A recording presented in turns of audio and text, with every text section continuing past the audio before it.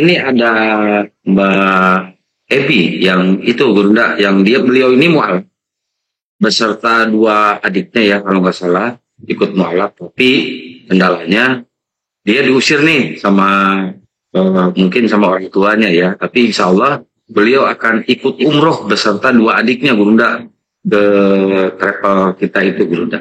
Ini Pak Ebi katanya masih ada unek-unek, silakan dijabarkan ke Gurunda. Baik, terima kasih ya Kang. Assalamualaikum warahmatullahi wabarakatuh. Waalaikumsalam warahmatullahi wabarakatuh. Salam hormat saya buat Bang Zuma. Saya juga Ibu. Jangan panggil Ibu. Oh iya, panggil Nona, panggil Adek. Ebi Oh iya, Mbak Ebi. Bang Zuma, mohon maaf saya mengucapkan terima kasih buat Kang Kian, buat semuanya juga. Terima kasih, saya adalah salah satu penonton Bang Zuma pada saat itu yang akhirnya membuat saya tertegun untuk menjadi seorang mualaf. Allahu Akbar. Pada saat itu adalah saya seorang istri dari anak seorang pendeta di Gresik. Yang pada saat itu membuat saya, awalnya saya mendapat siaran dari salah satu teman di tempat kerjaan. Kebetulan saya pada saat itu saya bekerja di BPOM.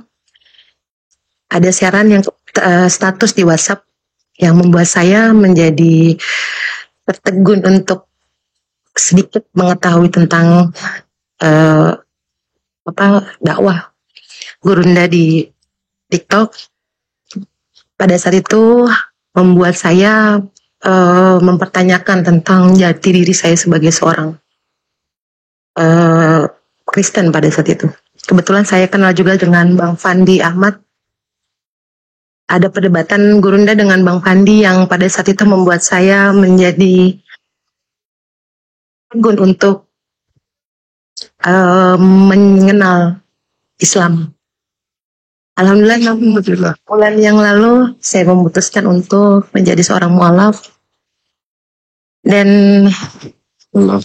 saya mendapatkan sebuah tekanan besar dalam keluarga juga. Pada saat itu saya adalah seorang istri dari anak seorang pendeta Gurunda. Oh iya. Saya tadi menantu dari seorang pendeta, iya. Tadi saya sempat berbicara sama Bunda Dewi, saya sedikit bercerita dan ada sedikit rasa yang sampai saat ini membuat saya masih gemetar setiap saya menceritakan itu Gurunda. Karena panggil Bang Zuma aja biar lebih akrab lagi ya. Silakan Mbak Ebi, teman-teman, biar Mbak Ebi bisa open cam, silakan di follow ya, biar bisa open cam, silakan di follow yang 2,8 ini ya, biar bisa open cam, biar kita bisa melihat Mbak Ebi seperti apa. Ya, lanjut Mbak Ebi. Saya keturunan Tionghoa bermarga Wang. Pada saat itu orang tua saya benar-benar memberikan tekanan yang luar biasa dari mental, hujatan serta kerusakan psikolog saya yang dengan keputusan yang saya ambil, Bang Zuma. Tadi kebetulan ada salah satu teman saya penonton Bang Zuma dan Kang Kian ini memberitahukan bahwa mengizinkan untuk seorang mualaf untuk ikut umroh, karena saya 2 kali ditolak Bang Zuma untuk mengikuti umroh karena ketika saya mendaftar travel, karena mungkin saya belum merubah KTP saya. Saya menunjukkan sertifikat saya dari dari Gresik ya. Pada saat itu saya menunjukkan tetapi ditolak karena saya belum merubah KTP, karena akan terkendala mungkin dengan administrasi. Kemudian kedua kalinya saya sudah punya KTP dan alhamdulillah sudah Allah izinkan dengan segala kemudahan untuk merubah KTP saya. Masih ditolak dengan salah satu travel, dikatakan bahwa mungkin iman saya masih kurang karena takut mengganggu perjalanan dan akan membuat saya susah mungkin ya Bang Zuma untuk mengikuti perjalanan umroh ibadah itu. Makanya ketika tadi ada salah satu teman saya mengatakan bahwa di sini bisa membantu saya untuk menjalankan ibadah umroh.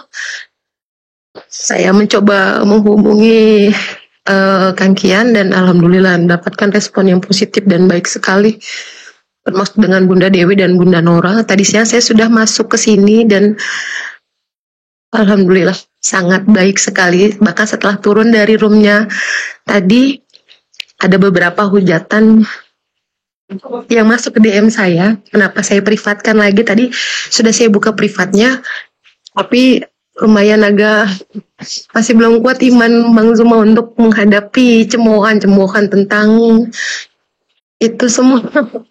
Iya. Maaf, terlalu berat banget Bang Zuma. Bahkan pinjam iPadnya Mbak Ebi biar di follow sama sesuatu. Baik, setelah ini akan saya buka. Alhamdulillah adik saya satu yang perempuan mengikuti saya dengan arahan yang saya coba jelaskan tentang Masya Allah banget. Lagi-lagi adik saya pun yang perempuan ikut beberapa debat Bang Zuma dengan beberapa, maksud saya salah satu penonton RK. Adik saya akhirnya memutuskan ikut mu'alaf dengan saya. Allahu Akbar. Saya yang laki-laki yang masih 12 itu yang agak dahsyat Bang Zuma. Bahkan adik saya sempat diracuni oleh orang tua saya sendiri. Astagfirullah. Ayah saya bilang, lebih baik kamu mati di tangan saya daripada kamu mengkhianati agamamu. Makanya pada saat itu saya pindah dari Gresik ke Jakarta karena saya ikut dengan teman saya. Tapi ketika saya dapat kabar dari adik saya coba jemput dan lagi-lagi intimidasi yang saya dapatkan tidak main-main. Sampai akhirnya saya berpindah lagi ke Lampung. Dan alhamdulillah sekarang saya sudah ada di Lampung dengan adik dari ibu saya. Yang ingin saya tanyakan Bang Zuma, ada beberapa hal yang masih tadi sudah sempat saya tanyakan, tapi pertanyaan tadi belum selesai. Tentang dari makna dari surat Ar-Ra'd ya Kang ya. Surat yang 11 di mana Allah tidak akan mengubah nasib suatu kaum sebelum kaum itu sendiri yang mengubahnya dengan sebuah qadar atau takdir. Yang saya pertanyakan adalah Bang Zuma, ini pun yang menjadi pertanyaan saya dan adik-adik saya. Jika memang sudah ada yang namanya takdir, kenapa saya harus dilahirkan dalam agama yang mungkin salah? Tetapi ketika saya diperkuat dengan surat Ar-Ra'd tersebut, saya merasa bahwa adik saya yang laki-laki sempat ada pertanyaan, mungkin bercandaan ya Bang Zuma. Berarti kita dipermainkan sama Allah gitu. Saya bilang jangan langsung menjudge, kita tetap berhusnuzon, kita tetap istiqomah. Nanti akan saya coba tanyakan dengan Bang Zuma, dengan tim. Jadi maksud dari kata penjelasan di mana kita sudah punya takdir masing-masing setiap manusia sebelum dilahirkan. Tapi ketika kita dilahirkan dalam satu lingkup atau lingkungan keluarga yang mungkin berbeda, sedangkan saya tahu inna indallahi Islami, sungguhnya agama yang diridhoi sama Allah itu hanya Islam. Tapi mengapa jika memang sudah ada takdir, kenapa ada surat penegasan bahwa tidak akan mengubahnya itu, Bang Zuma? Mohon maaf, minta tolong pencerahannya biar saya bisa lebih meyakinkan kepada saudara dan saudari saya tentang pertanyaan yang sampai saat ini masih membuat saya agak tanda tanya besar. Jika memang Islam itu adalah agama yang benar-benar Allah ridhoi sampai nanti akhir zaman, kenapa saya harus dilahirkan dalam lingkungan keluarga yang mungkin berbeda? Dan maaf Bang Zuma, Iya, nggak apa-apa, nggak apa-apa. Nah, kenapa saya harus dilahirkan? Padahal saya punya takdir yang mungkin jika Allah sudah berbaik hati dari awal, saya mungkin bisa lebih awal dilahirkan dari lingkup Islam. Walaupun saya tidak menyalahkan takdir, saya tahu Allah itu baik. Dan saya tetap berusaha. Mohon pencerahannya Bang Zuma untuk menjawab pertanyaan saya dan adik-adik Baik, sebelum Gurunda jawab, Ebi dibuka dulu peripatnya, turun dulu biar bisa open cam nanti ya. Baik. Ya, lanjut. Bisa open cam? Baik, saya coba. Assalamualaikum warahmatullahi wabarakatuh. Waalaikumsalam warahmatullahi wabarakatuh. Apa dulu Gurunda? Iya, baik. Jadi gini, ini pertanyaan yang sangat menarik dari teman kita. Tapi kemana orangnya? Buka dulu privat beliau. Oh iya, mohon izin guru-guru saya yang ada di sini, masya Allah ada Dinda dia, jadi nggak enak nih. Kebetulan saya yang ditanya, saya coba untuk melakukan pendekatan secara logika aja. Kita tunggu beliau naik. Aman ke dalam. Iya. Lanjut Dek, berikut. Alhamdulillah Gurunda. Moderator dipantau moderator. Nama Ebi. Dalil di mana tadi itu katanya Bang Juma? Dia bawa data dari Iya. Dari Al-Qur'anul Karim surah apa tadi ya teman-teman ya? Aron. Iya. Lahu mu'aqibat. Yang itu kayaknya. Innallaha la yughayyiru ma biqaumin. Iya betul. Kita tunggu beliau. Izin Bang Juma. Iya silakan Bang. Tadi sore jelang maghrib pertanyaan yang sama dilontarkan juga. Oh. Saya coba jawab tadi. Masya Allah. Saya bilang Bang Zuma pernah bilang ada kehendak bebas itu Bang Zuma. Silakan lanjut. Iya. Sudah ada orangnya? Sudah ada. Ini udah monitor. Maaf, ya, maaf Bang Zuma, aku tadi langsung turun. Ya, saya dengarkan Bang Zuma. Izin Bang Juma, host bisa mohon izin Ibu Ebi bisa sekalian sharing kesaksiannya, kenapa alasannya. Bentar Pak. Biar dijawab dulu pertanyaan dari Mbak Ebi ini ya Bang. Bentar Pak. Siap Bang. Iya, karena beliau bertanya kalau setelah saya memberikan jawaban mungkin bisa dengan pertanyaan saudara tadi. Jadi gini,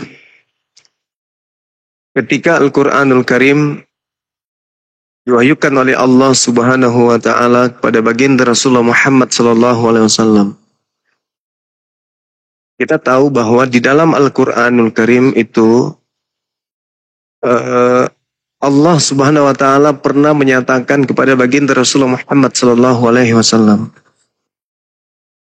Apa kata Allah dalam surah Al-Maidah ayat 12? Bismillahirrahmanirrahim.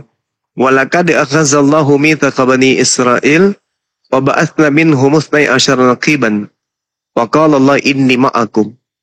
Jadi sebelum Islam datang, Allah lebih dulu memilih Bani Israel, mengangkat derajat mereka, menentukan kemudian bahwa di tengah-tengah mereka banyak diutus Nabi dan diberikan kitab-kitab suci kepada mereka.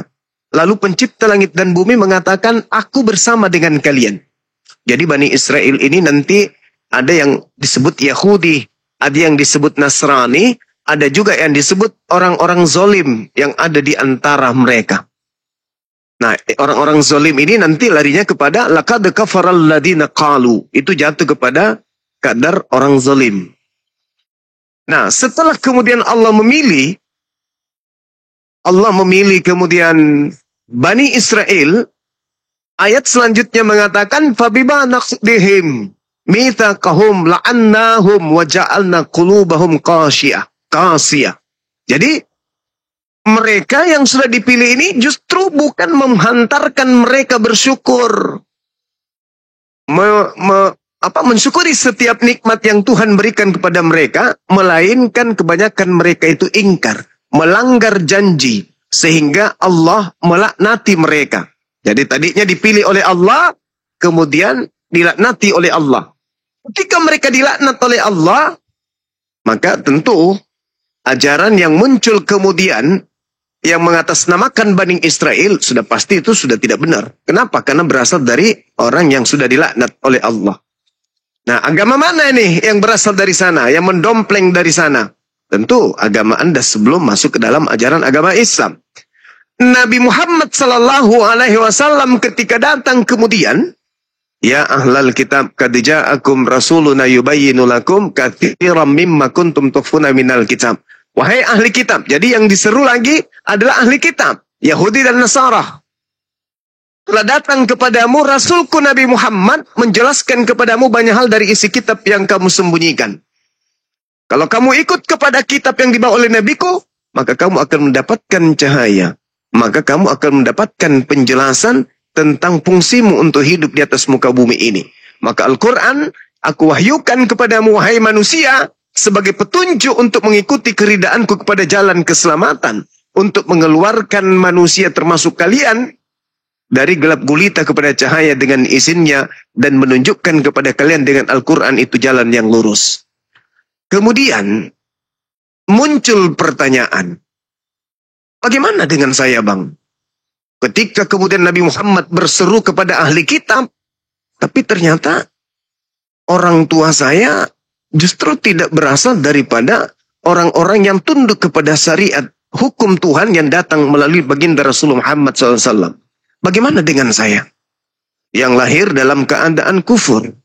Karena berasal dari tengah-tengah orang yang kufur. Nah, saya mengatakan begini. Orang yang lahir dalam keadaan kufur, ketika datang Al-Quran, apa kata Quran? Wa min qablihi kitabu Musa imama wa rahmah. Wa hadha kitabun musaddiqul lisanan arabiyya liyunziral ladina zalamu wa busyra lil muhsinin. Al-Quran datang membenarkan kitab Taurat sebagai petunjuk dan rahmat. Dan Al-Quran ini kemudian datang dalam bahasa Arab untuk memberi peringatan kepada orang-orang yang zalim. Dan memberi kabar gembira pada orang-orang yang berbuat baik. Nah, jadi ketika kemudian Al-Quran sudah sampai kepada saudara Ebi, Tuhan sudah menggariskan Al-Quran ini adalah peringatan bagi orang-orang zalim dan memberi kabar gembira kepada orang-orang yang berbuat baik. Berarti Al-Quran datang kepada orang-orang kafir juga sebagai pembawa kabar gembira kepada mereka seketika mereka menemukan diri mereka meninggalkan kekafiran dan melakukan kebaikan-kebaikan. Seperti yang Anda lakukan sekarang. Maka Al-Quran itu adalah merupakan kabar gembira untuk saudara. Lalu, bagaimana dengan takdir? Ini secara logika saya ingin menjelaskan begini. Kalau kita berbicara mengenai ketetapan-ketetapan Allah di dalam Al-Quran yang tadi sempat dibacakan oleh saudari saya, guru saya. Di situ dikatakan, Innallaha la yugayyiru ma biqaum hatta yugayyiru. Jadi dikatakan bahwasanya sesungguhnya Allah tidak akan mengubah keadaan suatu kaum sebelum mereka mengubah keadaan diri mereka sendiri. Di dalam Al-Quran juga diterangkan kebenaran itu telah didatangkan oleh Allah. Barang siapa yang mau beriman silakan beriman, barang siapa yang mau kafir silakan kafir. Itu kaidah dalam Islam tuh. Nah, sekarang ketika Anda dilahirkan dalam keadaan kafir, lalu kemudian Anda menggunakan akal sehat. Istimewanya Anda adalah ketika kami yang dilahirkan dari Islam sejak kecil, dosa-dosa kami itu terhitung dari sejak kami balik sampai hari ini. Kecuali kami bertaubat dengan taubatan nasuha. Dan itu sangat berat. Tapi kalau orang Kristen non-Muslim, istimewanya mereka adalah jika sampai kebenaran Islam kepada mereka, lalu mereka bertaubat, masuk ke dalam ajaran agama Islam, maka seluruh dosa-dosa yang pernah ia lakukan bersih semuanya dihapuskan oleh Allah. Itu keistimewaan. Itu keistimewaan. Itu keistimewaan. Jadi Allah itu sangat adil. Ada yang dilahirkan dalam keadaan kafir. Tapi nanti di sekelilingnya tuh bunyi masjid. Ada toa. Mereka mendengarkan kebenaran-kebenaran dari Quran.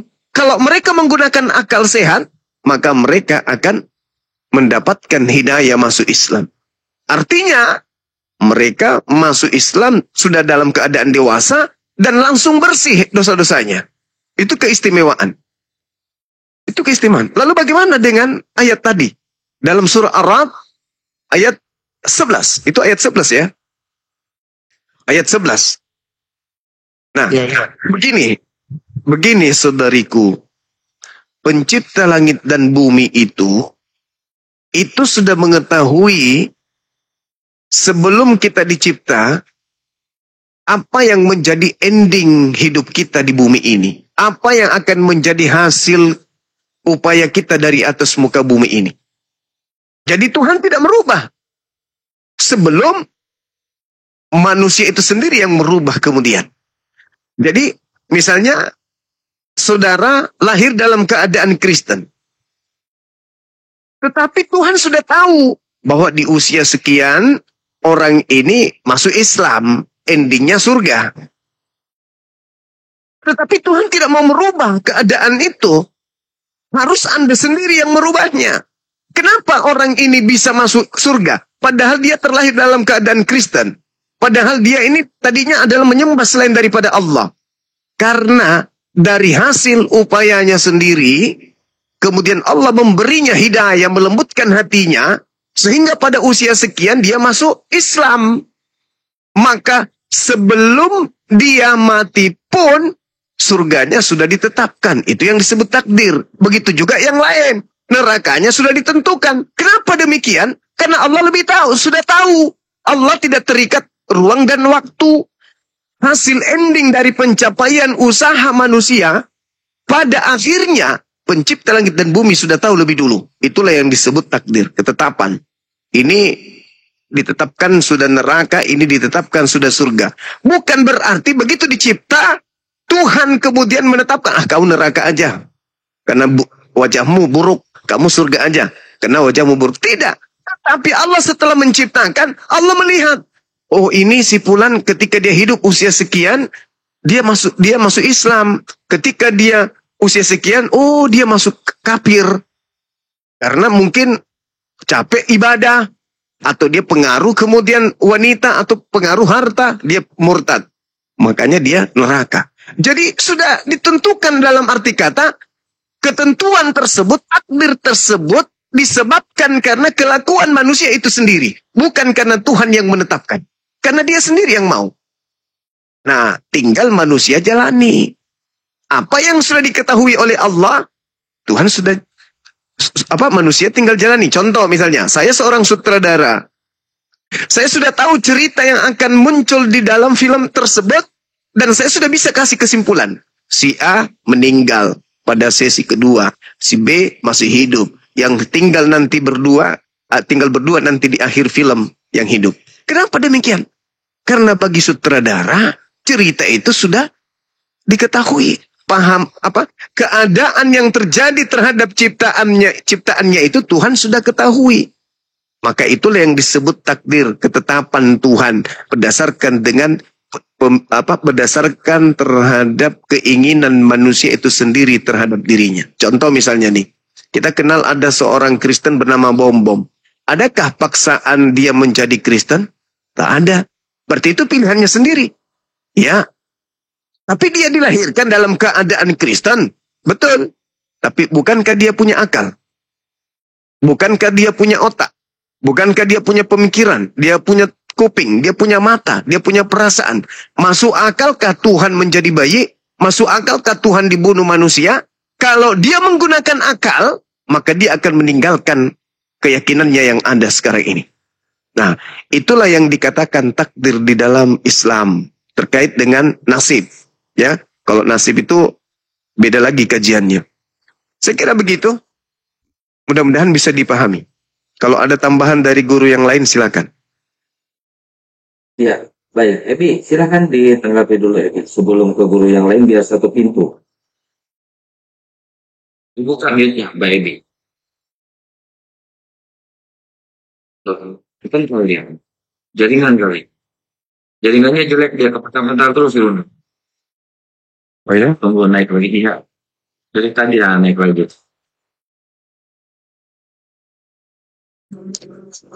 Iya, mohon maaf. Jaringan di sini di rumah. Ya, alhamdulillah. Saya sudah mendapatkan jawaban itu. Dan insya Allah saya sudah sedikit paham tentang makna dari surat Ar-Ra'd ayat 11 dengan takdir yang sudah Allah tentukan kepada setiap umatnya. Ada titipan pertanyaan. Ada Mbak Nia di sini yang sedang mendalami Islam, salah satu teman saya. Mbak Nia adalah salah satu teman saya yang aku masih belum bisa on cam, nggak tahu kenapa masih belum bisa on cam. Udah coba masih tidak bisa, aksesnya masih belum.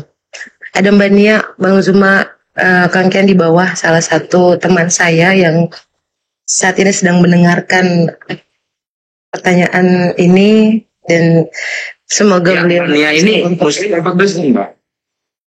Kristen. Suruh naik aja. Suruh naik Ya, aja, langsung.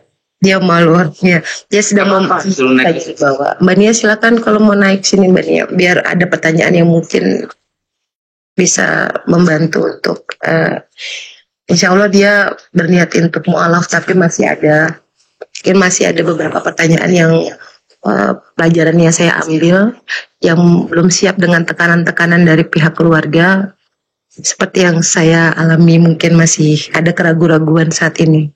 Saya sudah coba untuk bilang tadi, naik saja silakan, tidak masalah. Ya, Mbak Nianya ada di situ nggak, Mbak Ebi?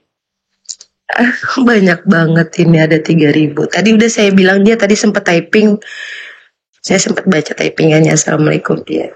Tapi tidak mau kemana Mbak Nia. Saya sudah bilang tadi naik saja, tidak masalah. Ada Bang Zuma, ada yang lain-lain. Ada para tim yang bisa menjelaskan tentang keyakinannya makin untuk memutuskan dan meyakinkan diri bahwa setiap mu'alaf pasti ada saja cobaannya. Saya sudah coba berdiskusi dengan beliau, tapi mungkin masih belum siap. Dan ada beberapa pertanyaan lagi yang mungkin masih. Saya silakan Mbak Nia, masih ada di sini atau tidak, bisa naik ke sini Mbak Nia. Biar kita sama-sama belajar tentang menjadi seorang muslimah yang baik. Biar Mbak Nia makin yakin tentang ketetapan hati bahwa kita yang mengubahnya Mbak Nia, bukan Allah yang mau sudah menentukan takdir, tapi kita yang mengubahnya. Iya betul. Terima kasih Bang Zuma untuk naik aja Mbak Nia. Bondel aku dijambak aja Mbak Nia. Teman-teman tolong di follow Mbak Ebi ini biar secepatnya bisa on cam ya teman-teman. Ya, saya sudah coba yang tadi 3,4 harus 1.000 Mbak. Itu baru 700. Iya baik. Ya, gimana tentang jawaban Gurunda tadi, Iya, Mbak Ebi? Alhamdulillah saya sudah mendapatkan jawaban yang selama ini. Sebenarnya banyak yang menjelaskan, termasuk tadi pertanyaan dari Ustadz Arif ya. Tadi sudah menjawab, tapi belum selesai pertanyaan saya karena agak masih takut banget untuk memberikan pertanyaan. Tapi ya, alhamdulillah sudah. Terima kasih untuk pencerahannya Bang Zuma. Masih ada titipan pertanyaan dari adik saya tentang Islam. Itu ada yang namanya Syiah. Jadi kemarin itu sempat ada pertanyaan, Islam apa? Islam ortodok kah? Islam Syiah kah? Karena kan kita di Kristen ada Kristen ortodok ya, yang kebetulan kurang lebih dari memakai hijab juga, menggunakan tasbih yang Kristen ortodok. Maka adik saya ingin bertanya tentang apa itu Syiah.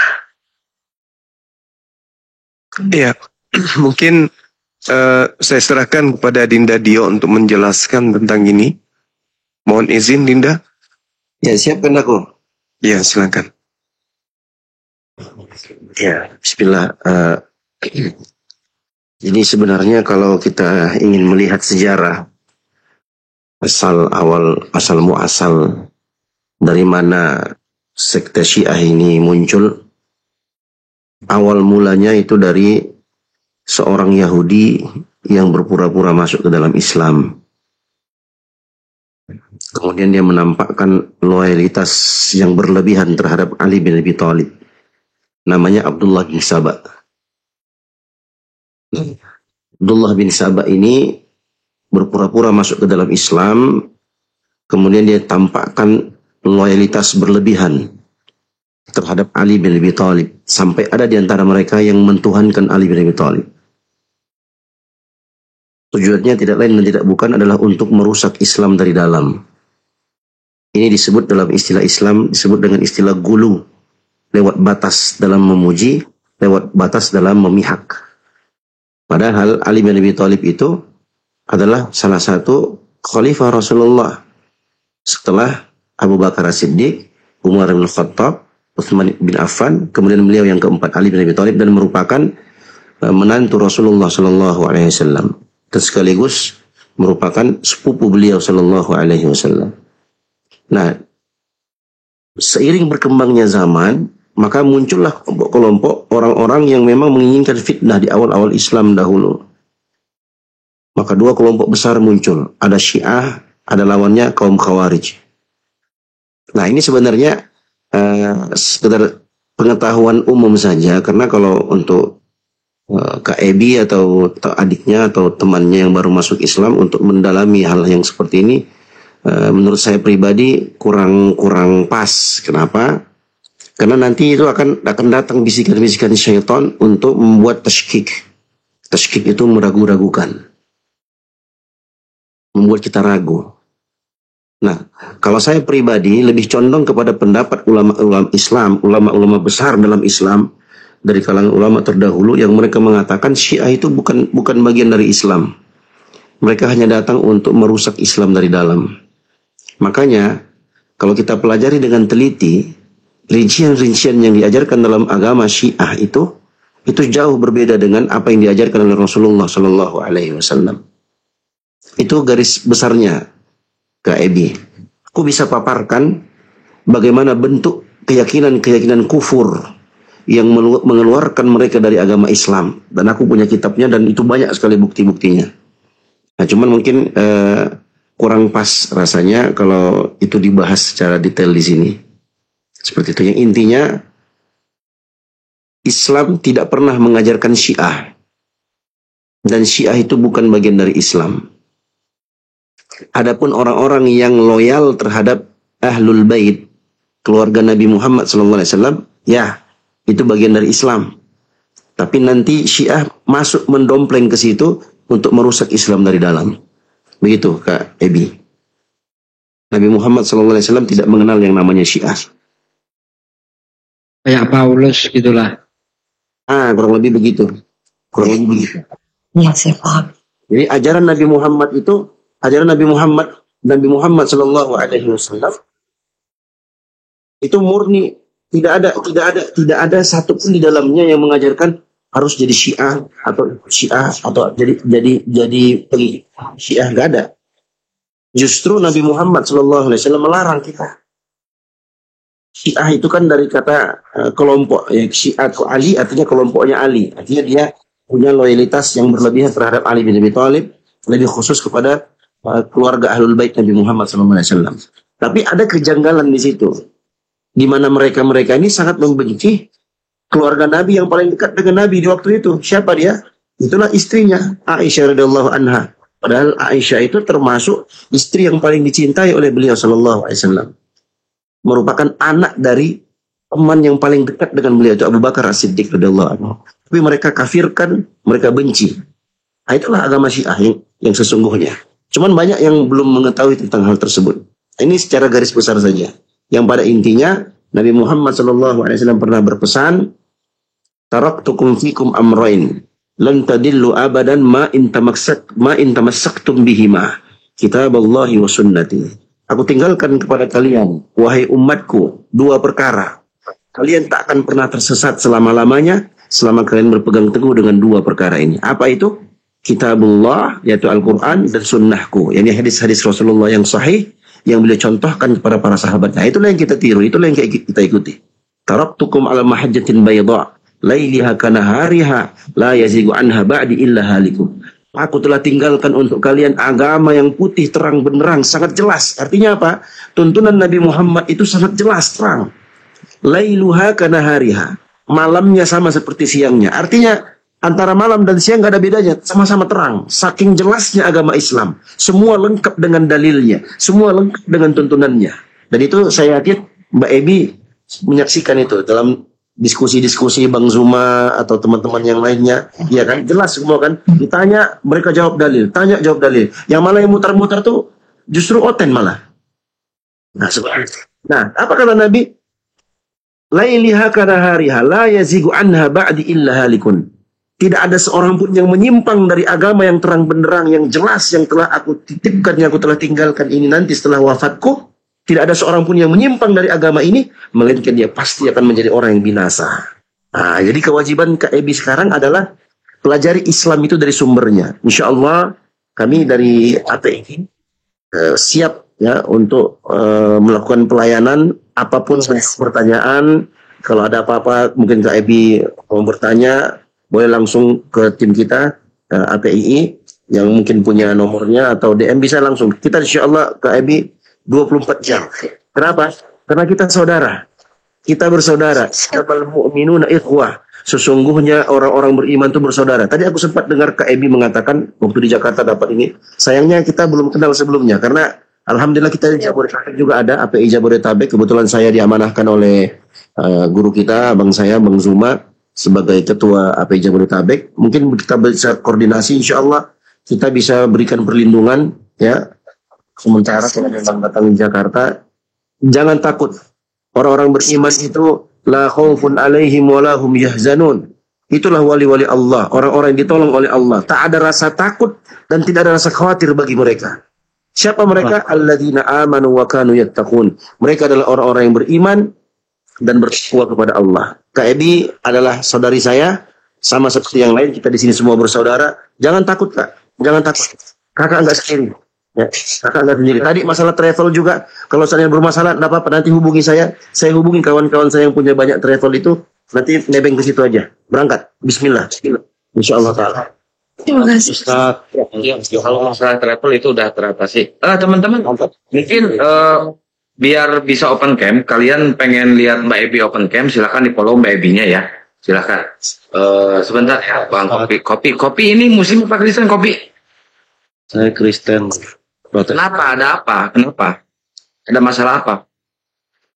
Tidak ada masalah. Saya bisa bertanya di room ini. Enggak, dari tadi Anda motong-motong terus. Ada apa? Enggak percaya Ebi mualaf?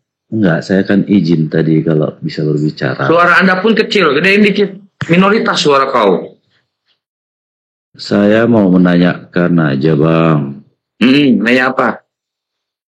Tadi kan ayatnya, dalilnya sudah dibacakan sama Bang Juma. Kan. Ya. Bisa sedikit kesaksian dari Kak Ibu Ebi, kenapa mualaf? Mungkin itu ada alasannya. Ya, alasannya dia nggak percaya punya Tuhan manusia, itu Bang. Ya kan perlu kita dengarkan juga. Udah tadi. Bisa dibagikan sama Ibu Ebi. Yang kedua, Ibu Ebi kan sudah bersuami. Kira-kira diizinkan nggak mualaf gitu? Gimana seperti itu? Ya udah dengerin nih. Silakan Pak Ebi. Biar Kang, biar saudara kopi mana tahu bisa dapat hidayah juga. Silakan Mbak Ebi dijelaskan sesuai dengan pertanyaan beliau. Ya, Kang Juma, Bang Juma. Silakan Bang, silakan. Iya, saya juga ingin tahu, penasaran juga sih, dasar awal yang mendasari kemudian ninggalin agama masuk Islam itu apa itu Mbak? Biar kami tahu di sini. Ya. Kalau Akang kan udah tahu, kami belum tahu. Silakan. Ibu Ebi dari Kristen Protestan atau Kristen Katolik gitu aja? Saya dari Protestan. Silakan. Ibu. Saya dari Protestan. Baik, saya mohon izin Bang Zuma dengan teman. Iya, silakan. Saya ingin sedikit bercerita. Pada saat itu di tahun 2024 tepatnya ketika saya sedang mengandung ya. Pada saat itu saya sedang mengandung, kemudian ada satu hal yang membuat saya merasa cemas dan merasa saya pun tidak tahu dengan hati saya ketika satu momen di mana saya sedang terduduk diam dan saya mendengarkan suara azan. Padahal saya sudah sering banget mendengarkan azan pada saat itu. Tapi pada saat sore itu saya mendengarkan azan salat asar. azan asar, ada satu getaran dalam diri saya yang menjadi sebuah pertanyaan buat saya. Getaran ini belum pernah saya rasakan sebelumnya. Mungkin pada saat itu saya sedang mengalami satu momen di mana itu adalah feeling seorang perempuan yang sedang hamil, atau yang mungkin pada saat itu moodnya yang mungkin terkadang membuat hati kadang gelisah atau tertawa, kadang sedih, kadang bahagia. Setelah beberapa hari setelah beberapa kali saya mendengarkan suara azan, ada satu yang membuat saya merasa tertegun dengan kalimat, saya penasaran gitu makna dari azan itu apa. Ada satu kalimat di mana kata-kata dari, mohon maaf, azan itu kan Allah Akbar gitu. Allah Maha Besar.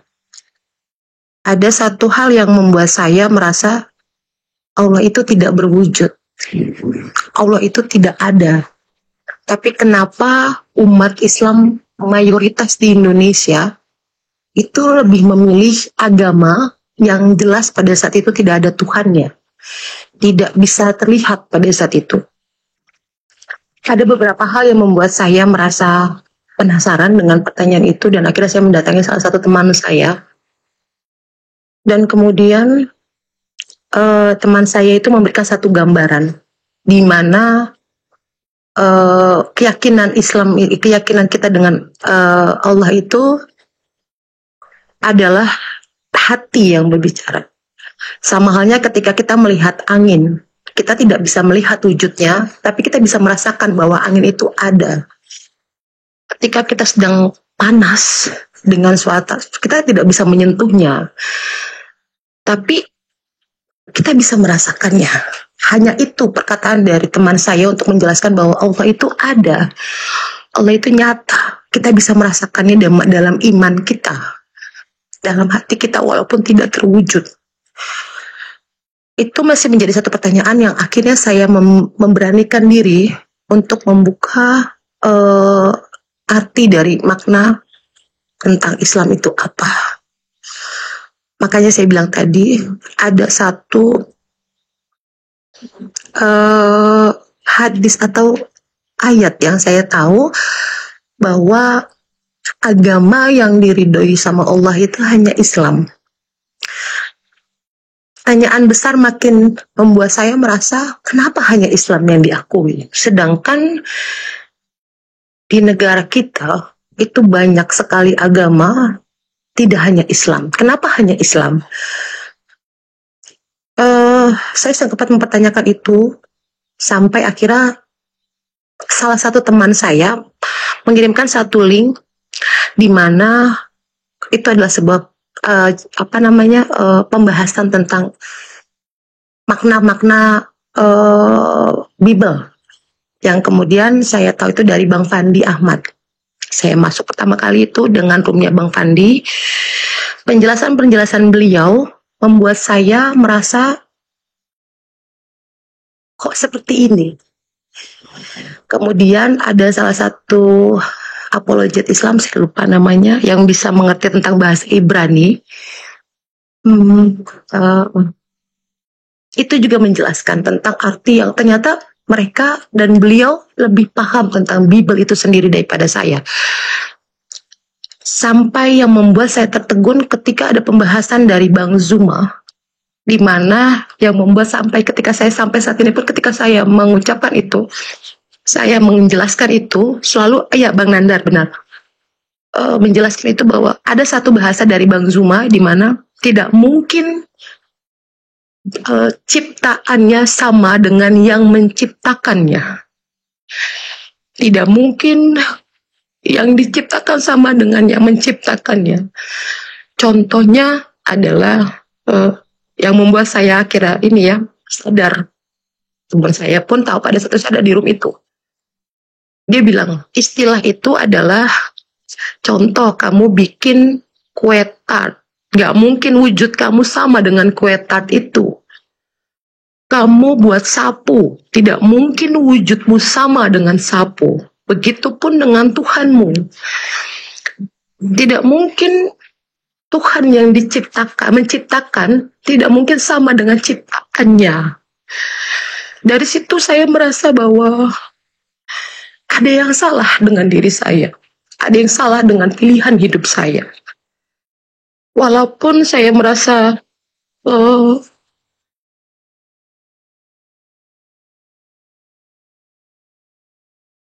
membuat saya merasa bahwa apa yang terjadi dengan diri saya? Tidak apa dengan hidup saya? Kenapa harus seperti ini? Kenapa saya jadi gundah? Kenapa jadi gelisah? Kenapa jadi takut? Takut akan sebuah makna di mana ternyata penjelasan-penjelasan Bang Zuma, penjelasan para apologet Bang Nandar sekalipun membuat saya merasa benar. Tidak mungkin, bahkan saya belajar Bible dari beliau. Saya yang mempelajari, tapi justru saya belajar di mana penjelasan itu benar-benar membuat logika saya bermain. Sekali lagi saya bilang saya adalah seorang psikolog. Betul, saya adalah seorang psikolog. Saya tidak belajar tentang agama, tetapi saya logika dan analogika saya sebagai seorang psikolog, saya paham ternyata selama ini saya ditipu daya. Ada salah satu ayat yang pernah Bang Juma jelaskan di mana Tuhan Yesus itu menyembah, bukan dia yang mengakui bahwa dia adalah Tuhan. Dia tidak pernah mengakui bahwa dia adalah Tuhan. Sekali lagi saya jelaskan, dia tidak pernah mengakui bahwa dia adalah Tuhan. Tapi dia pun menyebut bahwa dia adalah sebuah utusan. Dia bukan firman, dia utusan, dia menyampaikan firman. Dari situ yang membuat saya merasa yakin dan memantapkan diri saya untuk lebih mendalami sampai akhirnya pada tanggal 22 Juni 2025 saya memutuskan untuk menjadi seorang mualaf karena pikiran saya tidak pernah sesuai dengan hati yang telah saya alami gitu. Kenapa kita pemilik kitab itu kita tidak memahami itu secara nyata, tidak memahami itu secara real, bahwa memang itu tidak benar yang tertulis secara nyata, yang tertulis secara jelas. Logika kita itu harus dibuka. Tuhan Yesus tidak pernah berkata bahwa dia adalah Tuhan. Tapi dia adalah utusan penyampai firman. Utusan penyampai firman. Dan begitu saya memahami bahwa kenapa pada saat akhir zaman nanti yang diturunkan, yang diutuskan itu Nabi Isa alaihissalam, bukan Nabi Muhammad. Karena apa? Karena kita sudah terlalu jauh salah. Kita sudah terlalu jauh menyalahkan takdir kita. Bahwa Tuhan Yesus tidak pernah mengatakan bahwa dirinya adalah Tuhan. Makanya dia datanglah nanti di akhir zaman untuk mengarahkan kepada kami pada saat itu ya. Baru saya merasa yakin. Justru saya belajar Bible.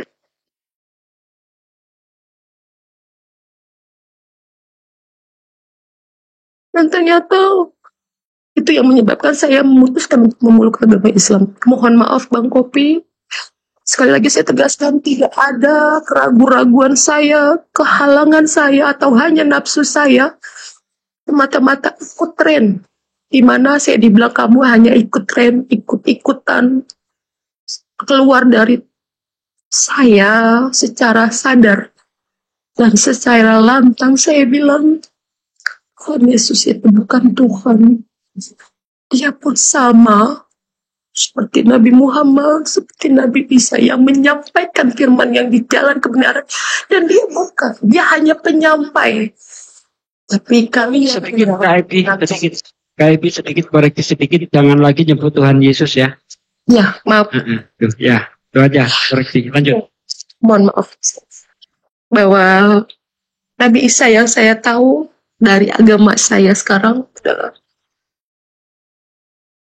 seperti firman, melainkan sama-sama seperti Nabi yang lain, sama.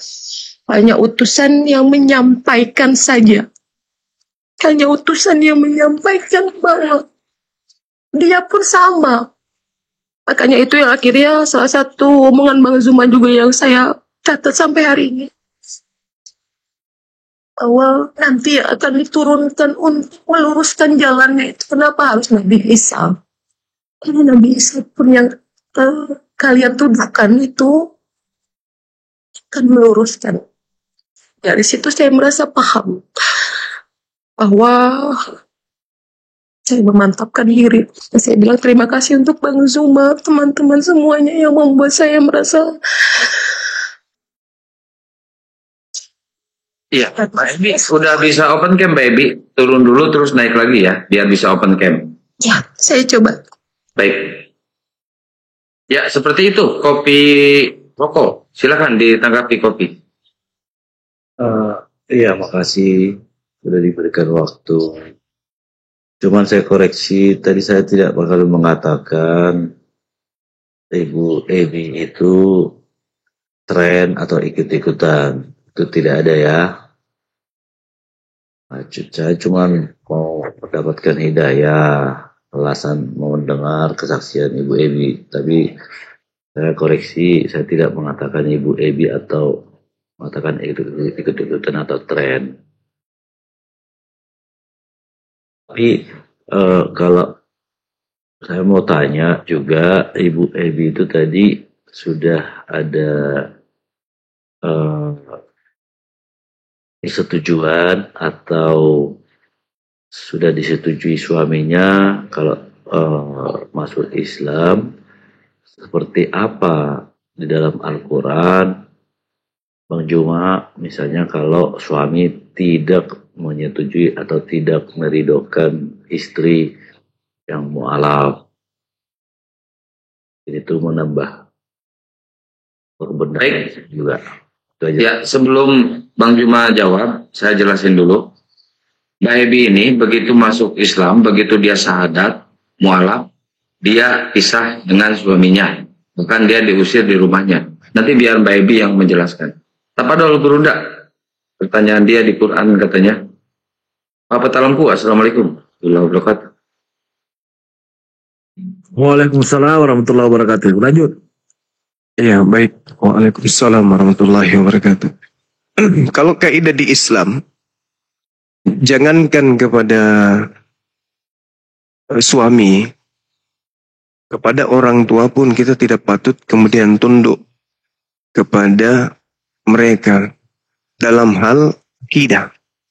Tapi perintah Qur'annya, kita harus tetap mengabdi, memperlakukan orang tua kita dengan cara baik.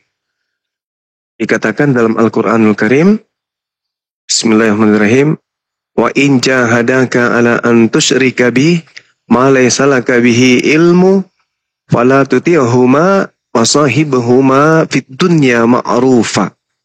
Dan jika kedua orang tuamu memaksamu, memaksa itu artinya dalam setiap kondisi, untuk mempersekutukan aku dengan sesuatu yang engkau tidak mempunyai ilmu tentang itu, maka janganlah engkau mentaati keduanya. Dan pergaulilah keduanya di dunia dengan cara yang baik. Nah, itu terhadap orang tua. Lalu bagaimana dengan suami? Kalau dalam Islam ketika sudah beda akidah, maka jatuh, pisah, bukan lagi suami istri. Nah, kalau dia masih tetap sama-sama, maka itu jatuh kepada keadaan zina. Maka kalau misalnya suami tidak mau ikut, ya harus pisah. Seperti itu, Bung. Karena itu sudah beda akidah, sudah beda agama. Mereka jatuh palu, bukan lagi suami istri. Nah, jadi seperti itu dalam Islam. Silakan. Mungkin bisa ditanya langsung bagaimana pandangan suaminya ketika. Mohon maaf, ada silakan. bacaan, mohon maaf Bang Zuma, ada bacaan harus menyiarkan live beberapa menit baru bisa, saya kurang paham untuk bisa cam. Oh, 20 detik. 20 detik. Iya, harus menyiarkan dulu baru bisa on cam, saya pun bingung. Harus live dulu. 20 Iya, detik. 30 menit Bang. Oh jangan, nggak usah. Udah di sini aja nggak apa-apa. Ibu ke Lampung, suami di sama suami lagi ke Lampung gitu, Bu. Oh, untuk mohon maaf ya Bang Popi, pertanyaan tentang suami. Saat ini saya sudah diceraikan dan saya sudah bercerai dengan karena saya bilang tadi sempat ada hujatan, sempat ada hinaan, bahkan saya mengalami keguguran di mana pada saat itu saya bukan menjelekkan agama saya sebelumnya. Tapi demi Allah, demi Rasulullah, bahwa pada saat itu saya pun takut karena saya mengalami keguguran yang mungkin pertanyaan-pertanyaan yang saya sulit mungkin membuat beliau merasa marah dan akhirnya membuat saya meninggalkan rumah karena saya diusir dari rumah. Akhirnya saya diceraikan sampai saya sebelum saya menjadi seorang muslim saya sudah diputuskan untuk melakukan operasi dan perceraian itu. Jadi kalau ditanyakan status saya saat ini apakah saya bersuami, mohon maaf saya sudah tidak bersuami. Dan memang pada saat itu saya diusir secara, bukan saya yang keluar tetapi saya yang diusir. Bukan hanya diri saya yang rusak tetapi mental saya juga rusak. Maka saya memutuskan keluar dari Surabaya, dari rumah sendiri. Pada saat itu saya pergi ke Jakarta. Sampai Jakarta saya masih mendapatkan intimidasi serta tekanan yang mungkin pada saat itu membuat saya merasa terancam. Sampai akhirnya saya memutuskan untuk berpindah lagi. Ketika saya di Jakarta, itu tadi saya bilang adik saya yang laki-laki mendapatkan satu hukuman yang mungkin menjadi hukuman untuk saya. Sekali lagi saya bilang bukan saya ingin mengintimidasi atau menjelekkan agama saya sebelumnya, tetapi adik saya mendapatkan satu hal yang membuat saya seperti inikah ajaran yang kalian ajarkan? Mana kasih yang selalu kalian banggakan? Segitu teganya kalian sampai mohon maaf racuni anak sendiri hanya karena ingin memilih jalan hidup untuk keputusannya. Tapi sekali lagi saya bilang bukan maksud saya ingin menjelekkan, tapi saya hanya memberikan pengalaman hidup saya bahwa ternyata seberat ini untuk menjadi seorang mualaf. Jadi bukan saya ingin berpindah, tetapi memang hukuman yang saya dapatkan dari pihak keluarga terbesar terutama. Jadi bukan karena dari orang-orang sekitar, bahkan saya sampai lari ke sini saat ini karena saya sudah tidak merasa nyaman, saya sudah tidak merasa aman di Jakarta. Mohon maaf, karena mungkin keluarga besar saya pun masih banyak yang di Jakarta, makanya saya memilih untuk tinggal di sini saat ini. Bahkan sampai saya bilang tadi, saya masih merasa takut. Sampai saat ini saya masih merasa takut. Makanya kenapa ketika saya menceritakan perjalanan hidup saya menjadi seorang mualaf itu selalu membuat saya masih trauma besar untuk mengingat kejadian-kejadian yang memang tidak sedikit yang membuat saya tetap berada di posisi saya percaya bahwa Allah baik sama saya, Allah baik sama saya.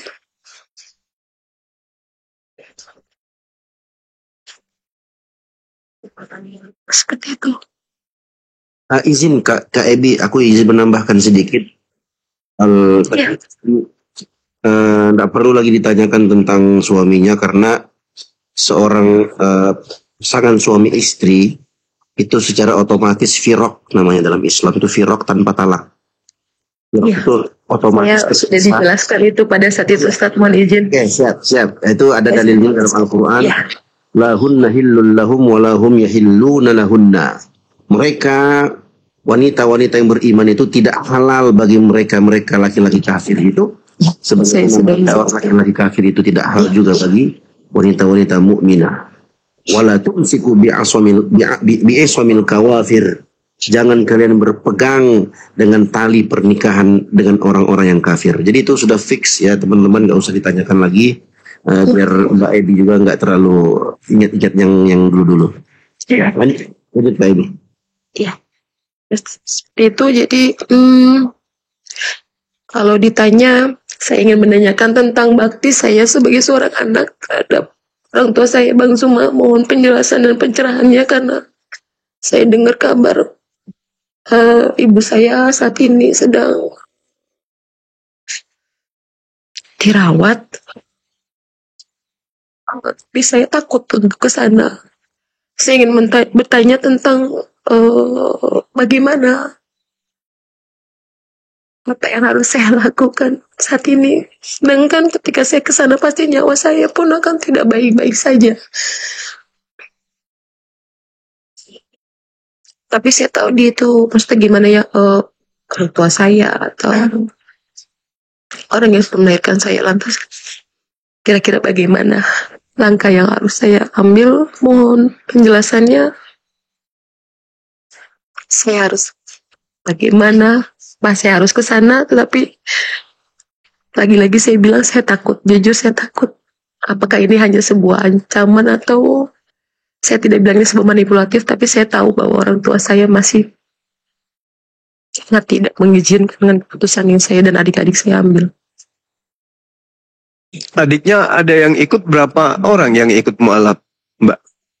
2 orang, Bang Zuma. 2 orang. Saya dua-duanya.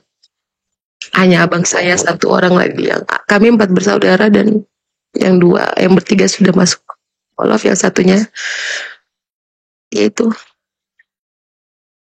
Ya, Dinda Dito mungkin bisa kasih solusi, Dinda. Silakan Dinda. Biar Dinda Dio yang saya harus mengambil sikap bagaimana. Insya Allah. Izin Kak Ebi. Ibunya di mana Kak Ebi? Silakan Dek. Surabaya, di Gresik. Surabaya. Kalau area Jabodetabek, insya Allah kita bisa kawal, insya Allah.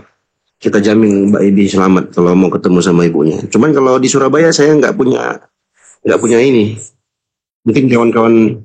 Ya, izin Pak Hidio. Ya. Selain ini perlu dan kita dibutuhkan di sini, insya Allah saya juga ada di Surabaya teman-teman yang laskar yang siap mendampingi Mbak Ebi. Kalau mau silahkan. Ya boleh. Nanti Mbak Ebi berkabar-kabar aja. Kalau insya Allah kalau di area Jabodetabek, insya Allah saya siap menjalankan amanah untuk. Ya. Tapi apakah maksud saya gini Ustaz? Tapi sebentar izin. Apakah Gurunda mengizinkan kalau tim API nanti termasuk yang di Surabaya mengawal Pak Ebi? Iya, tapi pertanyaan beliau itu bukan arahnya ke situ. Beliau tanyakan bagaimana kedudukan saya sebagai seorang anak, sementara saya sudah mu'alaf dan orang tua saya dalam keadaan sakit. Apa yang mesti saya lakukan sekarang ini? Apakah hanya mendoakannya atau gimana? Apakah saya harus karena kan kita Dinda, silakan Dinda. Iya, bagaimana itu? Untuk mendoakan kesembuhan itu boleh. Bahkan doakan dia masuk Islam.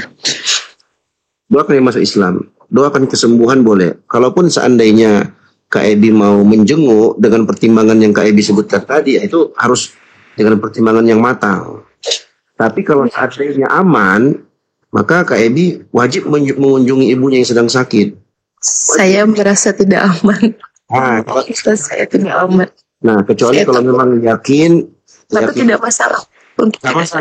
Nggak masalah. Karena ada pertimbangan yang sangat besar antara yakinnya Kak Ebi itu hilang, keraguannya itu hilang dengan rasa yakinnya. Apa yakinnya sekarang? Yakin nggak merasa aman kalau datang ke sana. Bukan berarti Kak Ebi-nya durhaka, enggak. Memang ada keinginan yang sangat besar untuk bertemu. Adik-adik saya bertanya seperti itu, Ustaz. Soalnya kita nggak durhaka, kita nggak negokin mama begini. Nggak masalah. Saya takut, jujur saya takut. Nggak apa-apa. Yang penting sekarang ini yang paling mudah untuk dikerjakan adalah mendoakan mereka supaya cepat sembuh. Itu yang paling mudah. Kalau memang bisa dikontak pakai HP atau video call, itulah bebas. Video call aja. Kalau nggak dikasih, saya dapat kabar itu, Ustaz, mohon maaf, saya dapat kabar itu justru mereka menghina, maksudnya kayak sudah puas dengan apa yang sudah kamu lakukan terhadap ibu kamu lah, segala macam itu. Berarti berlaku firman Allah, la yukallifullahu nafsan illa wus'aha.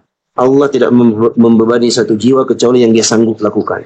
Itulah yang Mbak Ebi sanggup sekarang. Kita nggak ngapain lagi ya. Yang paling penting sekarang adalah doakan dia, doakan ibunya cepat sembuh, sekaligus doakan dia dapat hidayah. Siapa tahu waktu mustajabah di sepertiga malam terakhir, apalagi di waktu hujan, apalagi pas ini lagi safar kan, lagi safar. Ya berdoalah, mudah-mudahan Allah kabulkan doanya. Ya, tidak ada yang mustahil bagi Allah Subhanahu wa taala. Innama amruhu idza arada syai'an ay yaqula lahu kun fayakun. Sesungguhnya urusan Allah itu kalau Allah inginkan suatu perkara tinggal Allah katakan kun, jadi maka jadilah. Allah akan sembuh, ibunya Kak Ebi sembuh. Katakan masuk Islam dia, masuk Islam dia. Enggak ada yang mustahil bagi Allah. Tinggal kita, Kak Ebi mau enggak mendoakan? Nah, silakan doakan. Insyaallah Allah kabulkan doanya. Mendoakan. Cepat sembuh, insyaallah. Cepat sembuh. Ya. Udah jelas ya Mbak Ebi ya. Izin saya bertanya ke Bang Kopi. Apakah benar di ajaran Kristen seperti itu? Orang anaknya masuk Islam terus diracun. Silakan Pak Kopi. Itu ajaran siapa Bang Kopi?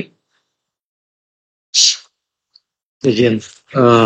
Kalau mempertanyakan seperti itu tidak ada jelas disebutkan di ajaran Kristen ya, Protestan ya. Dan masalah dibilang diracun atau rencana meracun atau gimana, itu Ibu Ebi sudah diracun, sudah terjadi gitu? Sudah terjadi, adik saya sudah mendapat itu, karena bahkan saya bilang ketika saya menengok adik saya di rumah sakit pada saat itu, beliau bilang bahwa lebih baik saya matikan anak saya daripada dia keluar dari ajaran kasih. Nah, di mana ajaran kasihnya Kopi? Lebih baik dia mati di tangan saya karena dia anak saya, dia hak saya. Bukan hak kalian, bukan hak kamu sebagai kakaknya, bahkan hak agama kamu bukan, dia hak saya. Penuh di hak saya. Lebih baik saya melihat dia mati di depan saya daripada saya harus melihat dia keluar dari, mohon maaf, Kristen. Oke Ibu Ebi, seperti itu dikatakan orang tua. Tapi ada bukti bahwa orang tua yang benar-benar meracun? Ya, beliau sendiri yang bicara terhadap saya dan adik saya yang perempuan sebelum dia mengakui dengan jelas. Makanya saya bilang, kenapa saya bilang akhirnya saya membawa adik saya. Nah, saya mendapatkan itu jawaban itu secara langsung dari beliau. Akhirnya membuat saya semakin takut. Makanya saya bilang, mohon maaf Bang, saya takut, jujur saya takut. Bukan saya takut bahwa saya akan mati dalam keadaan saya Muslim, tetapi saya takut adik saya harus menanggung apa yang sudah saya lakukan dengan keputusan yang saya ambil dengan saya dan adik saya sebelumnya, yang perempuan. Bukan saya takut, sekali lagi saya bilang, saya tidak pernah takut saya diracuni atau seperti apa yang dilakukan orang tua saya terhadap diri saya, tapi saya takut adik saya menjadi imbasnya. Itu saja. Saya tidak pernah takut. Anaknya saudara ibu itu diracun tapi selamat, masih hidup gitu ya? Selamat pada saat itu karena adik saya yang perempuan yang menemukan adik saya, karena posisi saya di Jakarta pada saat itu, bukan di rumah sana. Adik saya menemukan, dan ibu saya dengan jelas bilang, biarkan adikmu mati. Dia anak saya. Saya punya hak penuh atas diri dia. Saya tidak. Biarkan kamu dengan kakakmu pergi dengan ajaran yang kau anggap mungkin itu bisa membuat kamu lebih bahagia dengan duniamu, tapi tidak dengan anak laki-laki saya. Oh, jadi saudaranya sudah masuk Muslim dua-duanya juga, Ibu Ebi? Alhamdulillah. Jadi kalau menurut saya bukan mengajar. Tapi bentar, mungkin Gerunda mau masuk dulu, apa dulu Gerunda? Iya, sedikit aja Bang, sedikit aja. Suara saya kedengaran nggak? Iya. Aman. Mungkin mungkin pelajaran bagi kita ini semuanya ya, terkait dengan keadaan itu, terlepas apakah itu yang dijadikan sebagai dasar pijakan meracun atau tidak. Yang pasti di dalam kitab Ulangan 13 itu ada berbunyi begini. Apabila saudaramu laki-laki, anak ibumu, atau anakmu laki-laki, atau anakmu perempuan, atau istrimu sendiri, atau sahabat karibmu sendiri, membujuk engkau diam-diam, katanya, mari kita berbakti kepada Tuhan lain yang tidak dikenal olehmu, ataupun oleh nenek moyangmu, salah satu Tuhan atau dewa bangsa-bangsa di sekelilingmu, baik yang dekat kepadamu maupun yang jauh daripadamu, dari ujung bumi ke ujung bumi. Maka janganlah engkau mengalah kepadanya, dan janganlah mendengarkan dia, janganlah engkau merasa sayang kepadanya, janganlah mengasihi dia, dan janganlah menutupi kesalahannya, tetapi bunuhlah dia. Pertama-tama tanganmu sendirilah yang bergerak untuk membunuh dia, kemudian seluruh rakyat. Engkau harus melempari dia dengan batu sehingga mati, karena ia telah berniat menyesatkan engkau daripada Tuhan Elohimmu yang telah membawa engkau keluar dari tanah Mesir, dari rumah perbudakan. Nah, mungkin terlepas daripada ini digunakan datanya untuk melakukan kemudian hal seperti itu, tapi data ini masih ada di dalam kitab yang digenggam oleh saudara kita Kristen. Ulangan 13 dari data nomor 6 sampai seterusnya. Saya hanya membacakan ini supaya saudari Ebi juga bisa tahu. Silakan.